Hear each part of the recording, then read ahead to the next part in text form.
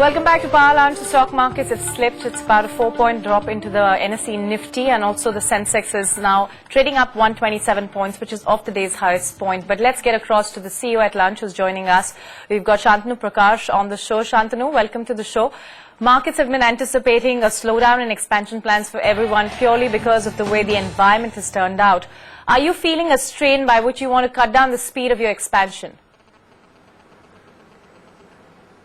No, actually, strangely, the current turmoil in the markets has nothing to do with Educom's business at all.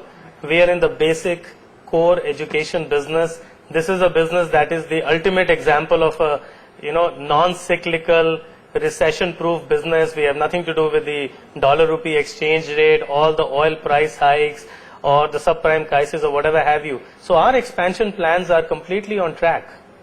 Right, I'll get into the expansion plans, but just to get a couple of things out of the way, for example, you said, the slowdown is not impacting you. During this boom period that the markets have been so far witnessing, when your stock was close to about 4,200 odd, did you sort of at any stage make, within your fundraising exercise or find yourself in exposures to commodities for Forex in order to try and leverage on your strength to raise money? No, well, we have no current plans to raise capital A, and B, we had no exposure at all in terms of the foreign exchange, or more than 90% of Educom's business is domestic. We are a domestic market opportunity company, so none of the turmoil has actually impacted us at all. Right, of course, the guidance that you put out is over 200 crores to about 300 crore rupees. Do you stand on track to achieve that based on what has become this environmental pressure, economic environmental pressure? Like I was saying earlier, in the last quarter, we actually revised our guidance upwards, both for the top line as well as for the bottom line. As well as for each of our business segments, we have actually revised the guidance upwards. We are in a very special situation today. We are facing unprecedented demand for our products. The focus for education has never been greater in this country, as the latest budget has also attested to. So as far as our business is concerned, among all the turmoil that's happening, we are in a very nice position. In the quarter ahead, what kind of rate of growth are you actually hoping to deliver in the coming quarter?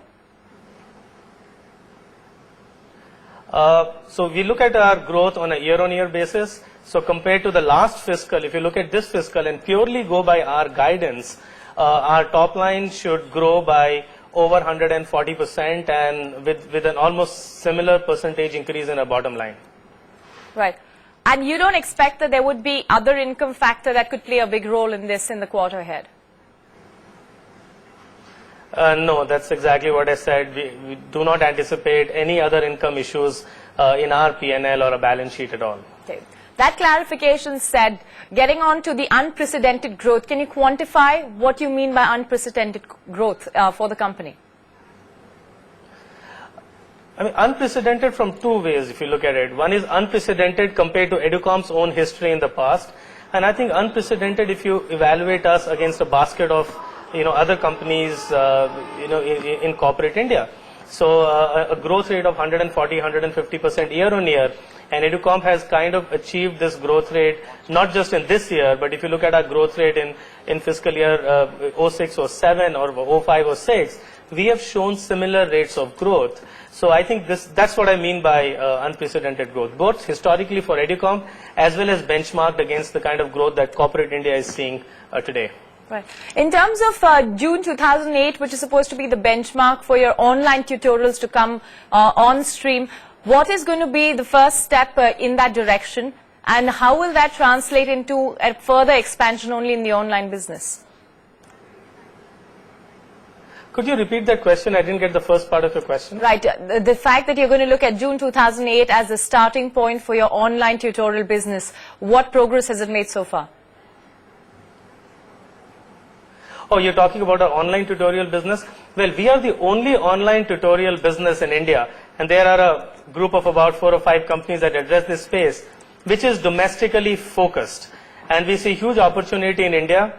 The tutorials market in which we are making a online intervention is a market that's highly established in India. This is a multi-billion-dollar market, and the internet is going to play the crucial role in helping companies like us scale. How have your entire set If you of see joint the broadband ventures penetration worked? in India, Joint ventures that were to an extent in this particular stream, learning.com was a joint venture. How have these actually been monetized so far? yeah. Okay, the monetization has already started. The theme in all of Educom's joint ventures is how do we leverage our strengths in intellectual property. So Educom today has one of the largest repositories of digital content, definitely in India and probably in Asia and anywhere else in the world. We have very large scale content development and creation capabilities. So all of these joint ventures that we have inked, whether it's an acquisition of Ask and Learn in Singapore or it is a joint venture with learning.com in the US, they essentially leverage that core skill for Educom, taking our content expertise and monetizing that in global markets. All right, so you're looking at a sort of online business that will finally be turning around to an extent based on the capacities that you have created. But what I do need to ask you is that within this business, give yourself 12 months and talk some numbers about what this business will end up delivering, because a lot of these businesses previously, perhaps as a matter of timing, have not done too well. So that's why the market and your investors might be circumspect about it. I don't completely agree. Well, I can't talk about guidance for next year because the company still hasn't given guidance so far. We will give guidance when we do our Q4 results.